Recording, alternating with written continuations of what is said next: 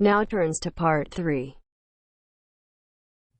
You'll hear a tutor and a student talking about the history of the scientific method.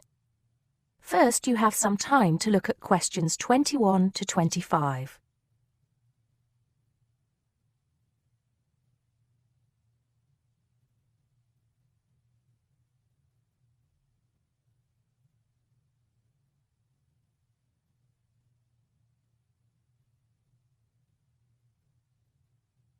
Now listen carefully and answer questions 21 to 25.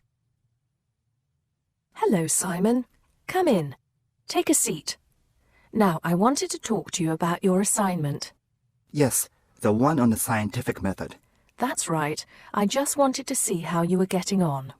Well, I think it's fine. I mean, I haven't done a huge amount of work on it because I've been working on other things. But what I've read so far seems fine. How many of the references that I gave you have you managed to get hold of? Not too many, I'm afraid. It seems that everyone else is working on the same things at the same time. And every time I look, the books are checked out from the library. Right. Well, I think that we can go over the main ground together now. That way, even if you don't manage to go through all the references in detail, you'll still have an overview. What has helped you most so far? I've managed to have a look at 3 of them. I thought that Johnson made some good points, but it was hard to follow the line of her argument. Bradman was simple and straightforward, and I felt as if I got a lot out of that. I wish I could say the same for Whitaker. To be honest, I didn't get very far with that. Okay, that's more or less what I'd expect. So tell me, what have you learned so far about the role of the Egyptians and the Babylonians? Yes. Well, there's evidence that the basic components of the scientific method, examination, diagnosis, treatment, and prognosis, were being used in the early 1600s BC, especially in the treatment of certain illness. Good. Yes, that's right. And the point, of course, is that that represented a considerable advance over relatively simple, non-empirical approaches, which usually attributed anything unknown to the actions of the gods, etc. Of course, the Egyptians and Babylonians did this as well, but what we see emerging here is a willingness to base opinion on systematic study of the real world, which is at the root of the scientific method. I see. Right, yes. And then that reappears later. Yes, although don't get carried away with the idea that it was a simple process of development. By the time we get to ancient Greece, let's take the period towards the middle of the 5th century BC, the rules governing the scientific method were practiced on a widespread scale, but there were still many people who believed that real truth could only be acquired by pure rational thought. Plato, of course, had a great influence on the development of the scientific method during this period. Through his academy. That's right. But then, as we know, a great deal of understanding of the scientific method disappeared as the old world order collapsed.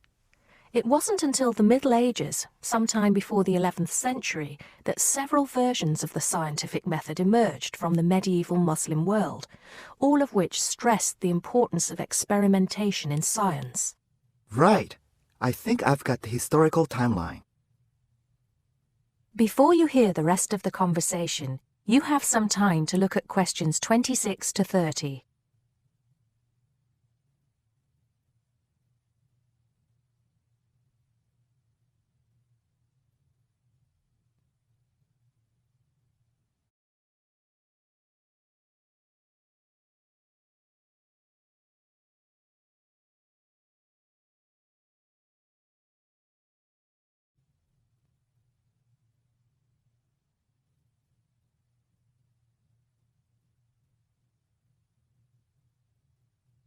Now listen and answer questions 26 to 30. The other thing I'm struggling with slightly is actually pinning down precisely what we mean by the scientific method. I wonder if you could give me some pointers on that. Sure. Well, it's best to think of the scientific method as a series of steps in a process which allows us to find answers to questions about the world around us. So the first step is to Identify the problem.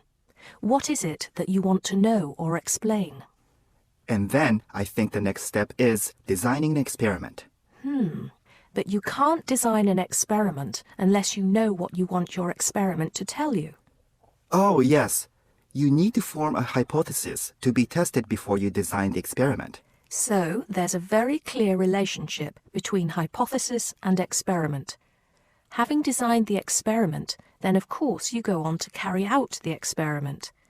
The particular procedure you follow, the protocol, will differ from experiment to experiment, but the underlying principle is the same. You analyze the data from the experiment in order to confirm or disprove your hypothesis. Assuming the experiment is accurate. Oh yes.